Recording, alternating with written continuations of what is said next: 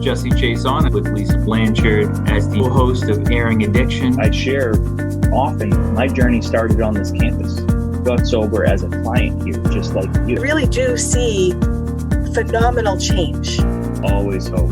I've seen situations that on the surface look impossible become possible. Doing this podcast is to share those recovery stories, be honest about what the challenges are and have some real conversations, but kind of share that out on the airwaves.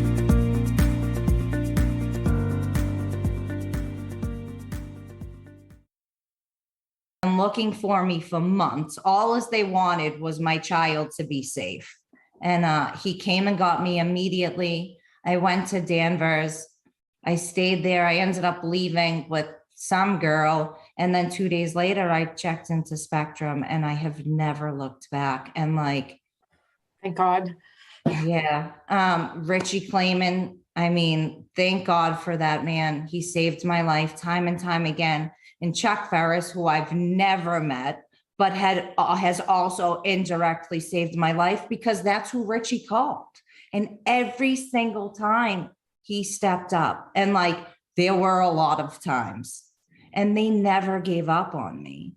And from there, I went to long-term treatment at Heart House. I went to CSS for about 10 hours. And then I went to Heart House in Tewksbury, and then the Dennis McLaughlin House in Charlestown. And then I went to my own home. And it was, I got my son back, I had my daughter, and then my husband started using again. And I took those two little kids at 2.5 years clean and went homeless and slept on people's couches and begged, borrowed, and stole. And that was when I found my soul and my grace and my dignity. And I went to meetings and I raised my hands and I cried and I asked for help and people helped me. And that's where I started my journey at North Suffolk, was right at that point. And I just never looked back. And now my oldest is 14, my daughter's 12. I have a healthy 5-year-old. I have this amazing, amazing job that was built and created for me. I have all of these wonderful mentors and people in my life that I can turn to when I need support. My parents have gone above and beyond. It's just this is beyond my wildest dreams. If you asked me to where I would be in 10 years, I would never, ever, ever in a million years, I would have put myself in a 1-bedroom apartment in the middle of, God knows, probably some housing project somewhere. I wouldn't have given myself enough credit. Never.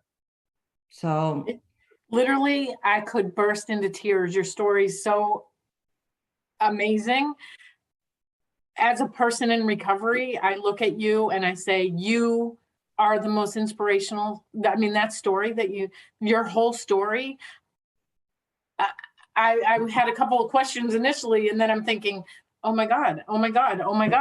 And your story is absolutely amazing. And the fact that you're here to tell it is even more amazing. You covered so much. And I also feel like every little piece of it is the patient that comes to Spectrum and New England Recovery Center. You are that person. I am that person. You are that person. I am. Katie, I have so many things that I jotted down as I heard your story that I'd love to touch on as we talk today. But to build off what Kathy just said, the thing that strikes me almost the most is how many steps were in that story, right? How many treatment attempts, how many, treatment episodes, how many just, tries at recovery, whether you were ready for it at the time or not, and how many chances you were given. And so, what you said about kind of you entered Spectrum and never looked back, and that was your entry into long-term recovery, I really want to encourage. And so Jesse works at our inpatient programs, right? But that's a tough spot to be sometimes, working in an inpatient setting, especially a detox setting, because you only see people when they come back, right? When there has been a return to use. And so you really only get to see the side of the story of, those multiple treatment episodes, and you don't ever get to see when you were part of somebody's entry into long-term recovery, right? Like we often don't get to see that, right? And no, because those folks don't come back, right? Which is awesome. And so I really want to encourage all of our inpatient staff to listen to your story and just, kind of regain some hope too, that it doesn't matter how many times, how many chances we are given. I'm really grateful that before we, as towards the end of this podcast, is that like that peer support and recovery coach role. And one of the things you said in the very beginning really struck me.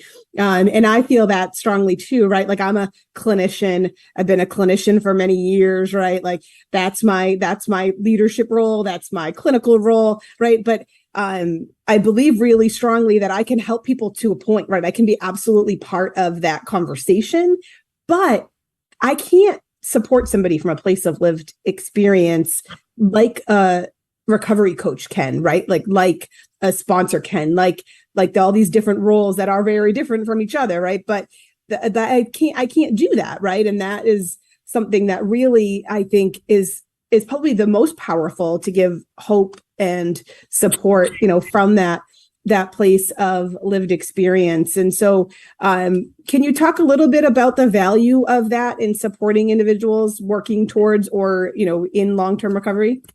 Absolutely. I mean, even as a clinician before I embarked on the recovery coaching stuff, because I kind of went that route, right? Because recovery coaching really wasn't a thing when I started my clinical training. I will just say that despite all the clinical training and the recovery coach training, I'm still having the same conversations I was having early on, right? They just are a little more skilled and I know myself better now, right? But the lived experience, so like as putting myself back, like when I was doing more clinical work and I would be doing an intake with somebody from the residential program down the street, and I'd be doing an outpatient type intake. And this is the first time this person's sitting in front of me. They're less than, or maybe just 2 weeks into their program. They used to come to us and have to come to outpatient therapy. And, it's like so tense. It's awful. Like I hate asking personal questions to folks that it just feels so unfair, right? Like I'm asking you these like traumatic questions about your past. And, why do I deserve to know this right now? Or why do we bring this, that kind of stuff. So I understand the clinical side of it and the reasoning behind it. On the other side, the human side of me is like, I don't like this. So after some time, I'd say, listen, I know these are hard. We just have to get through this. I was in your shoes. I would full disclose as a clinician, it probably wasn't the right way to, it wasn't how I was trained, but I did it anyway. Most people knew me anyway, because I lived and worked and recovered in the same community in Lynn here. So I was like, I actually sat in on those couches in Project Hope, where you are. And, I get it. And you would just see the sigh of relief. Really? And I'm like, yeah, really? So I get it. I get how miserable you probably feel, right?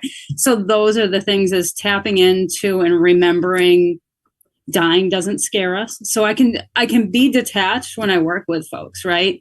So I know that I don't get to people and say, doesn't it scare you with all the fentanyl today? No, no. And I know it never scared me. In fact, that sometimes seemed like the only way out, right? So dying doesn't scare us. It's sad when people die, and people don't want to lose their friends. And I think that scares people, but they don't care if they die a lot of times, and neither did I at the time, so I can talk to people like that in a detached sort of way, where I'm not like, don't you want to live? Because sometimes people don't. So I know what I tapped into, what got, I remember one time somebody said something like, go to that 0.000 1% of yourself that has a little bit of inkling to get into recovery, and see if you can build on that. Right. So that spoke to me. I don't think I got into recovery when I heard that, but I learned to tap into that later on. I think when I was, early on struggling, trying to stay and that kind of thing. And that understanding, one of the things you said really early on that also struck me, and that I don't think that, either sometimes treatment providers, right? Like family members, of course, right? Because they're so scared and worried and they don't understand if they haven't been in those shoes, right? Is that how, like, one of the things you said specifically is how much treatment was actually threatening, right? It was threatening the things that were supporting you day to day, right? Supporting, managing those withdrawal symptoms, getting by kind of day to day. And I think one of the things that we need to recognize is that it's okay to talk about those things, right? Like, I do a ton of education all day, every day, right? In all kinds of settings about fentanyl, right? Because people need to know that, right? Like, our parents need to know that, our residents need to know that, our families, like, they need to know, right? That there's what the risks are. But it's also okay to talk about kind of the why are we still doing this? Like, why is that? And to recognize that there are good things about it, even if they're not the best things, but they're the things that are keeping somebody moving from day to day. And that taking that away from someone is actually really scary, right? Scarier than the fentanyl, right? And I just, that really struck me in the beginning, and I think you just kind of came full circle. The way to with that combat that stigma that does still exist. We've done great work. I think we continue to do great work. All the work you're doing, all the things that are happening help, but it's still there, right? And it's still there for family members in particular, right? And the way to really support people is with connection, right? Connection is the way to heal individuals with addiction and substance use disorder, but it's also the way to support and heal families or those that have been impacted. And so much of what you do, Michelle, really speaks to that connection. And I have a lot, just like Jesse, I have a lot of things that strike me about your story that I'd love to talk a lot about, but bringing it back to that peer recovery model. And Spectrum runs 3, soon to be 4. We're opening our 4th in Lynn. Hopefully Congrats. by January, should construction happen the way that it's supposed to happen. But we're one of the first awardees in the state of peer recovery support centers. We have one in Worcester, one in Marlborough, one in Lawrence. And I've just been, as a clinician, I've been so struck of what gaps that fills, right? That, perspective of lived experience. I love the model and that participatory process. And there's no better way to build a participatory process than to start without any structure and start from the ground up. And I even looked at your calendar this morning for Alyssa's Place, and you have all recovery meetings, which allow, just speaking to exactly what you talked about earlier with the 12 step, certainly support a lot of people. I'm very supportive of anybody that takes that path. But how do we support those that won't walk in that door, right? How do we create that space, and really kind of starting from the ground up just always makes me think of one of my favorite quotes, not to be cheesy here, but the Margaret Mead quote, right? Never underestimate the power of a small group of committed people to change the world. In fact, it is the only thing that ever has. And I just can't think of a better example of that approach than what you have done. Thank you. Yeah, I think that so we have a phenomenal, I can't stress that enough, program director there. Jackie Morse Blanchard she's the gold standard, platinum standard, actually. I mean, she's just, she has such a heart for people, unlike, honestly, I've ever seen. And what's interesting about the center is that it was really hard. I'm not gonna lie. Like when we opened it, and we were at Gamma for a little while, and then Gamma bought the building on Central Street with the idea of because it's a storefront, it's right on Main Street, but it's Central Street. One side was going to be peer recovery, one side was going to be a bakery, and then we have 12 permanent supportive housing units above, studio, single occupancy. So we were like, oh, what a great model. Like the people that need support, they could come downstairs at during the day and the evening, and they get support they needed. So bakery didn't work out. Worked out for us because we needed that side, because when we ended up getting state funding, we needed, to have more space. And what's interesting about, not interesting, but also a fun fact, Jackie was one of the first people that walked in Gamma as a member,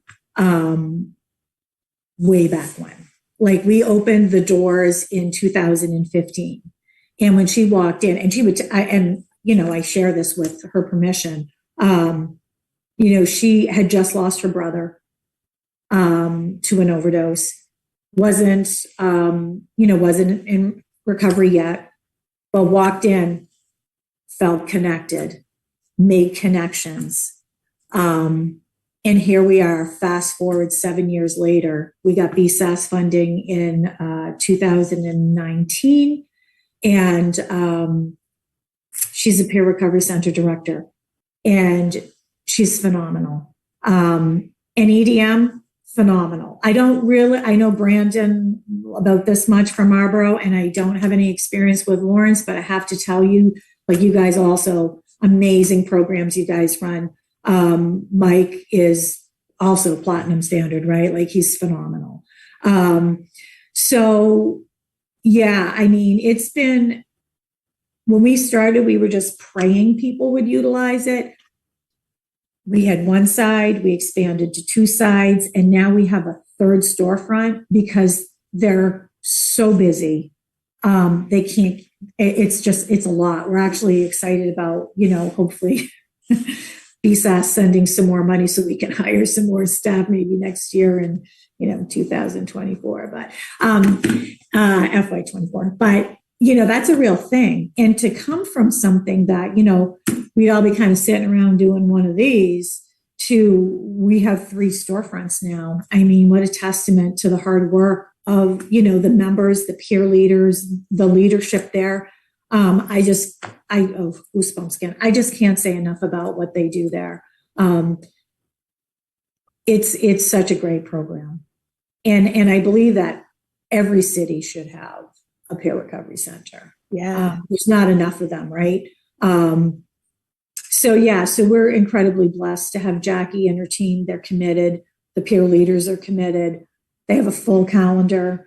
And it's taken us a little while to get here. It wasn't like, oh, this is so fantastic, and it's been like this. Like, there's been a lot of bumps. Like, we had to give up autonomy taking money from BSAS, right? Because the way we ran it and the way that a peer recovery center runs wasn't necessarily the same thing, because as the foundation, as the board of directors, we had a ton of say in what happened, right, at the center. It's not like that, right? So it was explaining the inverted triangle to my board, like, okay, so just so you know, like, you guys have about this much say. Interestingly enough, they all loved it. They're like, well, of course, like, we're not the people that, we're not the members. In 2008, I was hired as program director at Spectrum to open up the first peer recovery center that Lisa mentioned. And part of that was, we started talking about the silos that people in recovery were in, and which I didn't really think that was an issue prior to working at the peer recovery center. I'm like, okay, I'm in my 12-step A over here, and they're in their 12-step A over there, and they're on their medicated assisted recovery over there. We're all in our own places. I don't see the problem. But when I got into working in peer-to-peer in the peer recovery centers, and we started talking about language like building recovery capital and things like that, and the importance of that, I learned that how much stronger we could be, because everybody's got the same goal. We want to get people well, right? And so we want to get people into recovery. And so if we could all come together and support people in recovery, regardless of pathways. So I started to just open my mind a little more and be more open to more pathways and working together with other pathways and really just understanding more pathways, because I felt like I was pretty closed-minded up until that point about multiple pathways.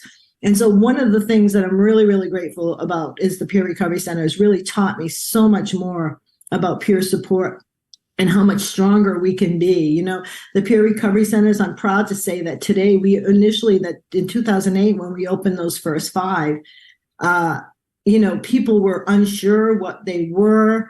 They didn't want us opening in certain parts of the neighborhoods and things like that. And we really have become great assets to community. I often say the peer recovery centers are as valuable to communities as senior centers or youth centers, and they really are. They are peer-led spaces that provide individuals and families with the opportunity to give and receive support in their own community environment. They're warm, welcoming spaces grounded in the multiple pathways of recovery. They give a sense of hope and belonging. You know, addiction, they say the opposite of addiction is connection. And, you know, that's what happens at the recovery centers. I love it. You know, I'm partial to Everyday Miracles because that's the center that I opened in 2008. And you know, and Spectrum was just awesome over that program. You know, the program is peer-led. Spectrum is a treatment-based program historically, right? And so to have now this peer driven program that it was hosted by Spectrum. It was a learning experience for all of us at that time. I'm sure Lisa can remember that. You know, we had to actually, the agency as well, but Spectrum they jumped all in, and they were open to understanding the peer model, that they were there to support it, not guide it or drive it. You know, the members were to do that. And so it's really fun now. Sometimes when I go to Lisa or, you know, in the agency, and I'll come with an issue that I'm having at one of the peer recovery centers.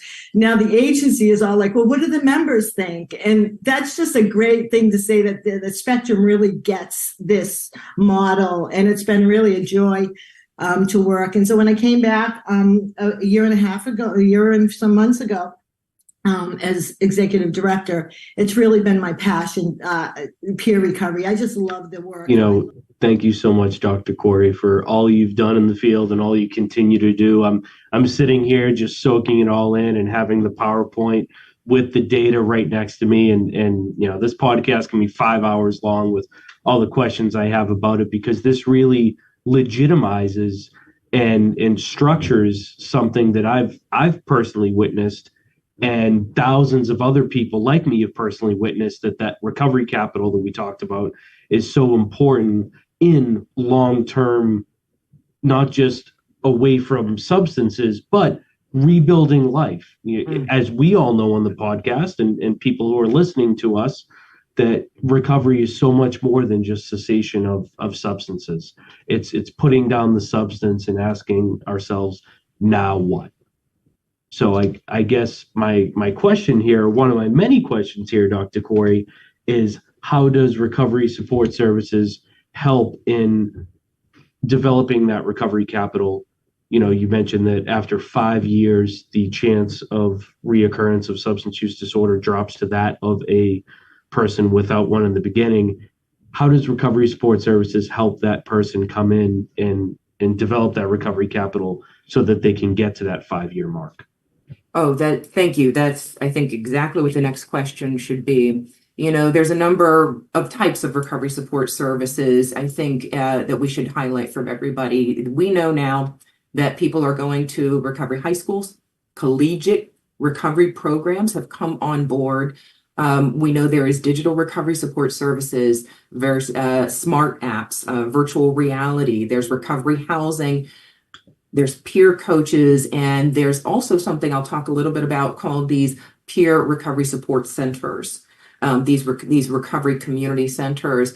These are really like an emerging third tier on the continuum of care. They serve as a brick and mortar location in the community that provides walk-in services. I call them the Amazon shopping of recovery, because you can access, they vary by site, but you can have access to recreational, social activities with sober friends. Recovery coaches are often trained and launched from these locations. You can have access to technology, internet, resume, building services. There are opportunities to give back to the community, health, exercise, and nutrition programs, linkages to housing assistance, health insurance education, Narcan training, and distribution. These are all part of the building blocks that people need to get their foot back in the door to life, while our providers are addressing symptomology and pathology. These are those building blocks that we need to not only give access to, so people can rebuild their lives. And so some of the things that I was really struck on your research is, and I love the peer recovery support centers. Spectrum, provides. Actually, we're about to open our 5th peer recovery support center in Massachusetts in Southbridge. We were one of the first to open in the state of Massachusetts, and so I'm really excited and proud of that. But one of the things that really struck me is some of the research that you're starting to do about what the impact specifically of these centers is and how it starts to improve the quality of life faster, right? For folks in recovery than if they hadn't been going to a center. That's right. We know it takes about 15 years in recovery before quality of life returns to the same levels of the general population. That's too long. Okay. So imagine if we could accelerate that to a fraction of the time, let's say 5 years.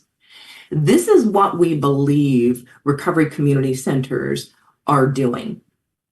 And so the reason that we have this is a very reasonable hypothesis is because we've got one study that we did in the national recovery study. And that's where we learned that it takes 15 years before quality of life return to the general population in the US. But our studies in peer recovery community centers are showing that they're hitting that same level of quality of life at 5 years in recovery. Okay. That tells us the hypothesis is peer recovery community centers are accelerating quality of life. And we continue to dig down into that science and tear that apart.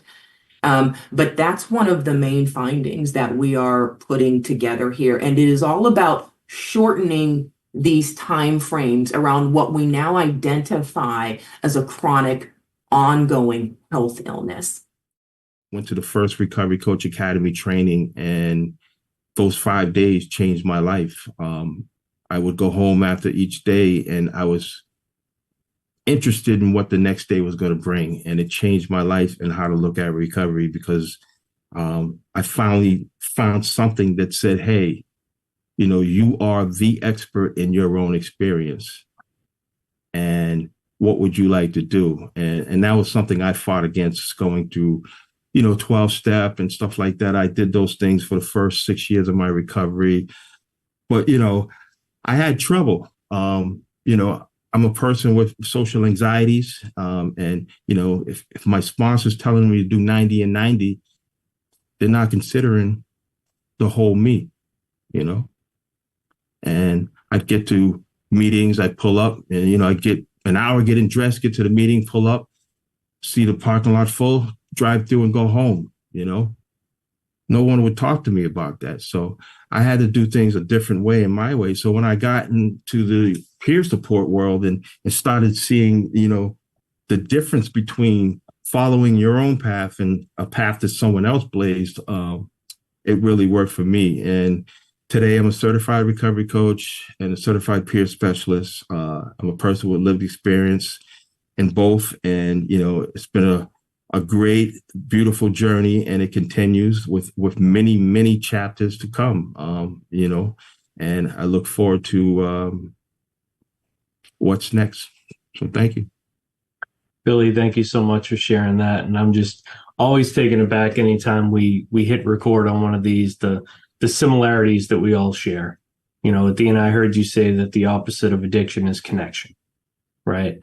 And, when we met at the Peer Recovery Center out in Marlboro, and we were talking about that, the whole theme was connection. The whole day was connection, right? And then, Billy, this is my first time getting to hear your story, and I can relate a lot to it. And I can relate, I too, being someone in long-term recovery, spent many months at that old white house on the hill, the RP, and credit that really with the foundation of my recovery and why I sit here today.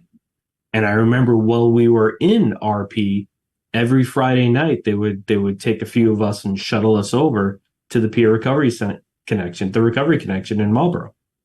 And just being there and Billy, I heard you say that, it's an inviting environment. You didn't say these words, but in my mind's eye, I was thinking, come as you are. Right. You talked about getting out of your comfort zone. That was way out of my comfort. I mean, the whole recovery thing in general early on was way out of my recovery zone. And then you want me to go to some place where I'm just there. And then what do we do? What do we talk about? And it quickly turned to one of the highlights of the week. Experience of now opening 5. We just opened one in Southbridge. Saw you last week at the opening, which is fantastic, right? It's that concept that if you build it in the community, then people will come. And I want to touch base on kind of how you wrapped up too, Kim, because I know of this, right? Working closely with Athena, but that concept of having the community do that interview process for the director, it creates that sense of community before construction was even finished, right? Before we have occupancy, there was a community coming together to talk about, what do we want this to look like? What do we want the name to be? Who do we want to be in charge of this program? So that all of that comes directly from the community, right? That participatory process. And I wonder if there's opportunity for, both or either of you to talk a little bit about what that participatory process is in a peer recovery support center. So the participatory process for me was very, very unique. I always worked for a human service agency where the rules were already in place and they were governed by the administration, and my job was to make sure everybody followed those rules.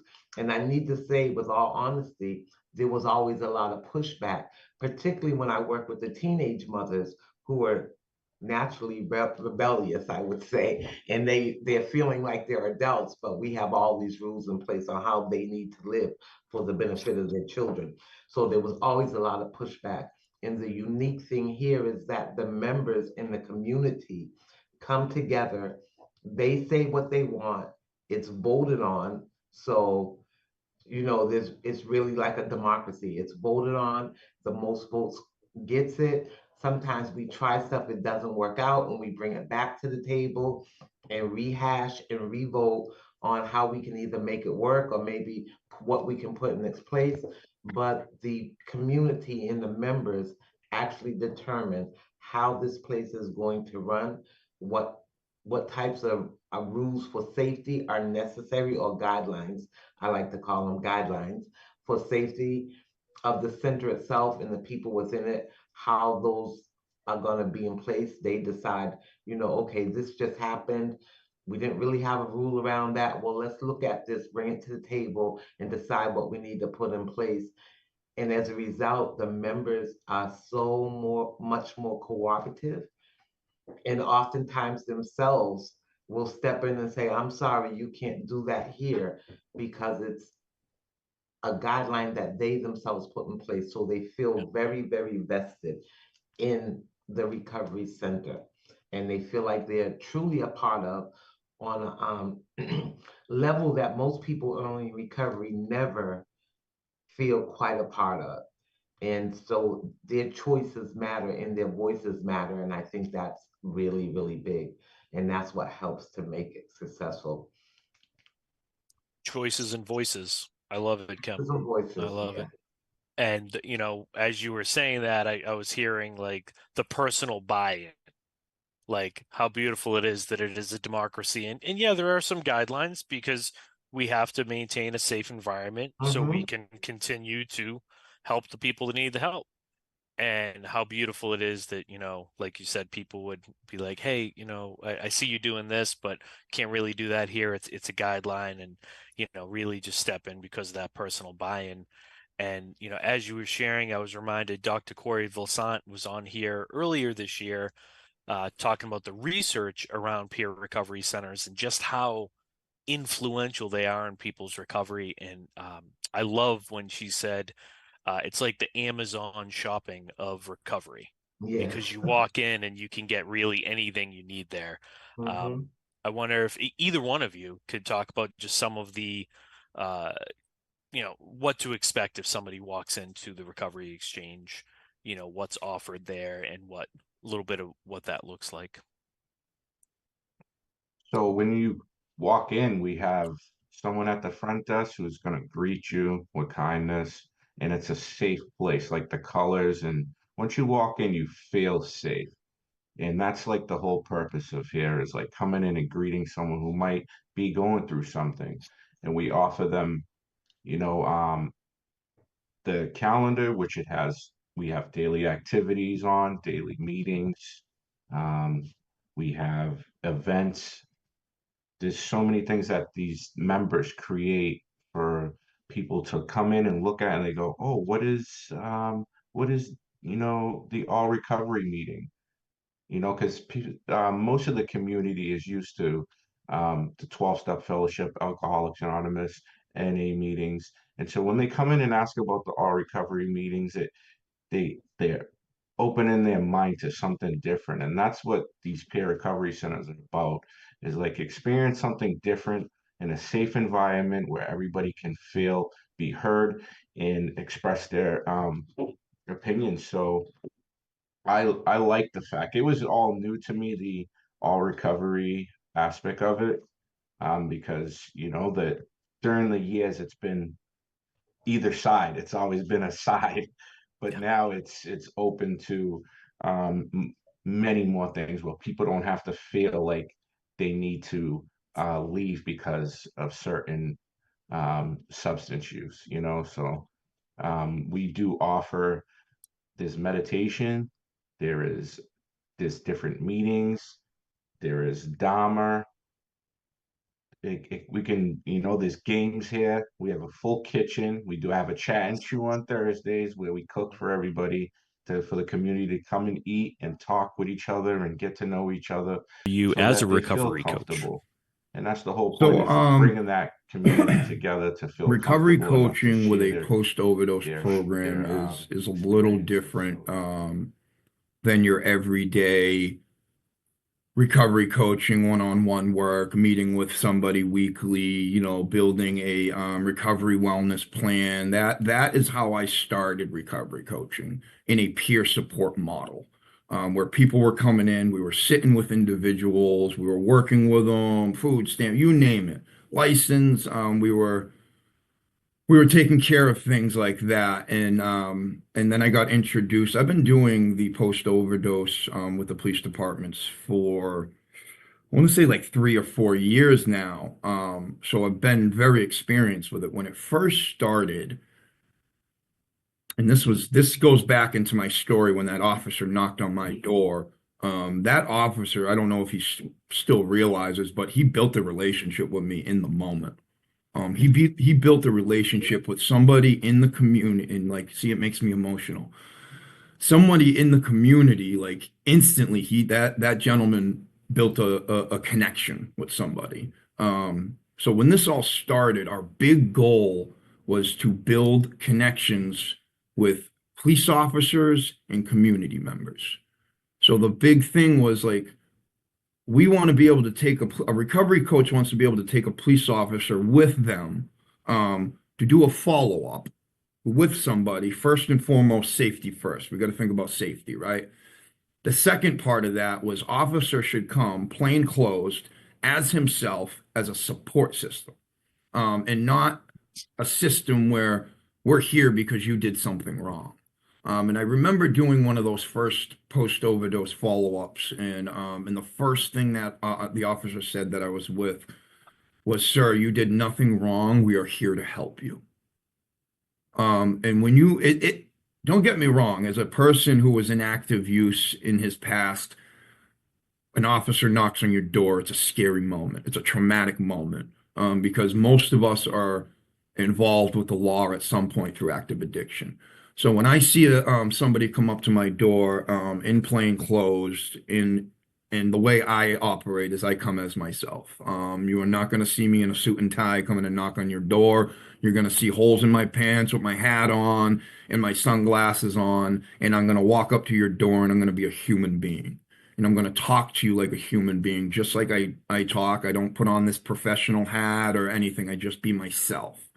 And then I also have the opportunity for that officer to take that power hat off and just become a human being in that moment. And again, this goes back to that peer model where it's about balance. It's about Johnny, who's working here is up here. Well, we need to bring Sammy up here as well.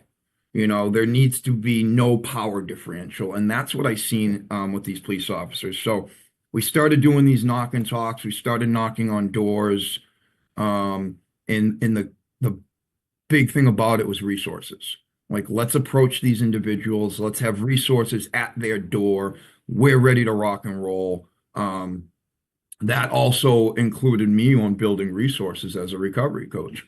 I'm a true believer that a recovery coach needs to be a walking resource, a mobile resource. At any moment, at any time, someone could call my phone and say, I need food stamps. And I know exactly where to send them today. I know exactly how to walk them through that process. We've gotten phone calls of, hey, I've got a court date. I'm scared. I think I'm just not going to go. And that's where a recovery coach says, no, probably not the right move. How about me and two other people go with you and support you on that and advocate with you, not for you, with you. Because that individual needs to advocate for themselves. This is where that recovery coach comes in as that support system, as that guide, as the one sitting in the back of the driver's seat saying, hey, you missed that left again. These are the opportunities I get. So this has been going on for a few years now. We've built those relationships with the community. We've got the police officers. I get phone calls from police officers just by individuals. So what we do is a post-overdose program. I get numerous phone calls from police departments like, hey, we've got so-and-so on the side of the street. They're under the influence. Do you think we can help them out? 100% we're on it. So this has turned into police officers with compassion in the community. Yeah. Not just when they need to, not when Matt calls and they need to go out on a follow-up. They're doing this on the daily basis. And I've been able to build relationships with these individuals.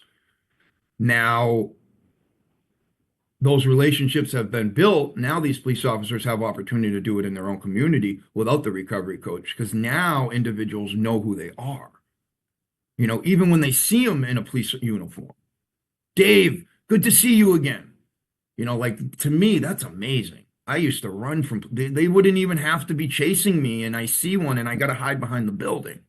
So that's been a big change in the community. That's the difference in recovery coaching on the post-overdose program compared to that everyday, that one-on-one recovery coaching work.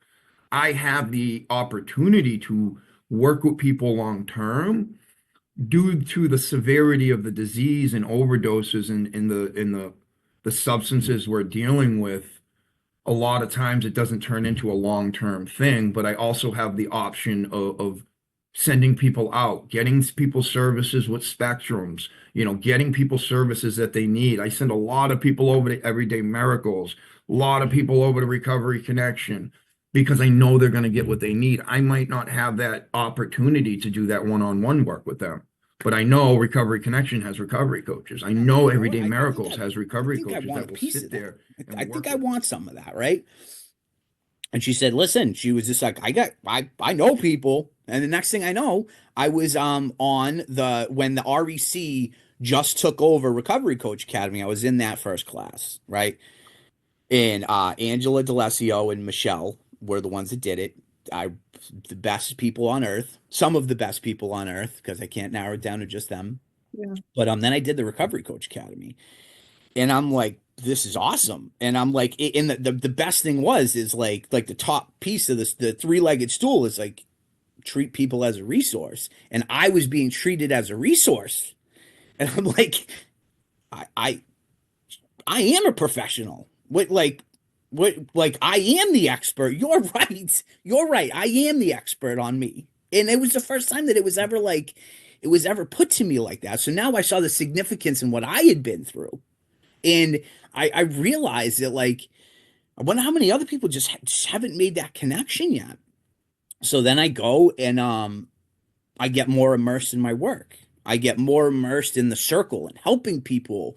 And it wasn't even like anything I was doing. All I was doing is asking good questions. Like, that's all I have to do is, like, it is, instead of talking at people, like, I'm going to talk with them, because that was my experience with the clinical side of things, how we did things a decade and a half ago. The criminal justice system, they told you when to stand up, sit down, go to sleep, and eat.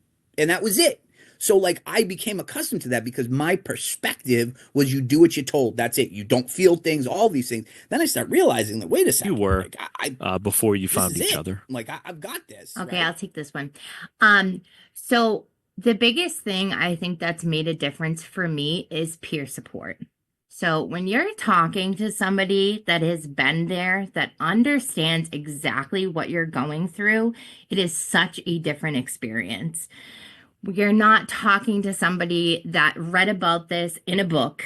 You're talking to somebody that lived this experience. And I'm a true believer that peer support saves lives, because there's just no better thing in the world that somebody that's been there and completely understands what you're going through. And that's kind of my take on it. And I think that was the biggest difference for me this time around, is I was able to find other people that knew what I was going through. And, you know, that just takes so many things. Like, the judgment is not there when somebody's been there. Like, there's just so many things that you're able to relate to on a peer level that just is a different in the peer field. Just the approach, the way you can talk to people, the different ideas you heard. I didn't know a whole lot about different pathways going in. But hearing them from different people made me want to learn more. So I studied more, I learned more, I went to all the different meetings. And I can't imagine myself working in another area other than peer. And Spectrum has been amazing, giving me the opportunity to work in this field, because that's one of the barriers that a lot of us, we don't get second chances. A lot of times people will say second chances, but nobody wants to take that chance, right? It's like, you deserve a second chance. I'm just not going to give it to you. And Spectrum did that for me. You know, they gave me that opportunity to show what I can do, to feel human, to feel like I matter, right? And that is a really, really big part of re-entering into society, right? Because for many years, like I said, I spent 22 years, and to get out and have people embrace you and really see you, it changes. It makes you want to do better. It makes you feel good about yourself. And that goes with what we try to do, and that's build up self-esteem, right? Because I always say, if you love yourself, you don't hurt yourself. And a lot of times we'll say that we love ourselves, but we really don't, right? We're stuck in this thing where we beat ourselves up. And I just try to be there as a support to let them know that they're worthy and their lives are worthy. But yeah, you know, I always say we're warriors in recovery, because it's a battle. It's a battle out there, and it's not easy. But we have to understand other people's needs, and not try to put our beliefs onto them. And I think that that's a very difficult thing to do, because we want to help, right? We want to go in and say, no, listen, this is going to help you. This is going to fix it. I got all your problems. I understand it, but this is what you need to do. That is hard to, like, reel that in and not be able to do that, you know? And another thing I think I really liked about, you know, Spectrum offering me this position in the peer field was the way I grew up, where I grew up in South Boston. I had a real huge mistrust of anybody in an authoritative position. It didn't matter if they were right. I didn't want to hear anything they had to say. But coming into the peer field, there is none of that. right? That structure is removed. So you walk in with an open mind, you walk in with an open heart. And obviously everybody walking in that first time is a little nervous. They don't know what to expect. I know I was, but they soon realized that they're here doing the same thing you are. They struggled the same battles you struggled. And also the peer centers allowed me to put people over paper. Right? I'm there. I'm in there with them. I'm sitting down with them. I'm drinking coffee with them. I'm hanging out with them. I'm getting to know them on an intimate, personal level. And internal focused versus external, like you follow these rules, you follow these paths, then you will hit recovery. It's much more internal focused. It's never by yourself, right? It's always alongside someone else that supports you in doing that inner work. So just some of the roots of kind of where we're going now, but I'll turn it back over to you guys to take it where you want to now, whether it's talking about the expo or expanding on this conversation. Well, I wanted to bring up some of the challenges that have popped into our minds and things that we've noticed in communities. Because again, we're a society that's on a computer all day. We're on the Googles, we're on Facebooks. We're constantly seeing, yoga here, breath work there, all these holistic ways of approaching, I'm going to call it a lifestyle change. We won't even have to talk recovery or mental health, just a lifestyle change. And all we're doing is seeing it. We're like, oh, that looks great. Yeah, maybe I'll do that next week. And next week comes and next week turns into next year.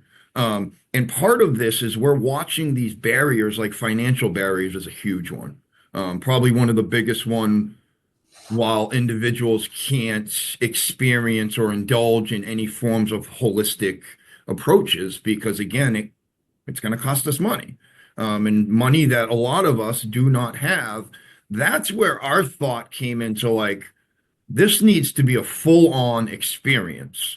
Not just you're going to come into a room like we always do, and we can go around the circle and we can take everybody's free pens and free knickknacks and awesome. We got a full bag of goodies, that's wonderful. And I appreciate everybody handing things out because they do go a long way. Some individuals take them and they use them to their advantage and they help them. But now we're going to talk about the experience. Okay. And we're going to talk about an experience that individuals get to come in here. And we're talking adults, we're talking the youth. This was another thought in our mind, was the youth, allowing the youth to get a taste of this before they get into that adulthood. But anyway, this free event we wanted to come up with, and we wanted individuals to experience the event, not just walk in and head out, have a couple snacks.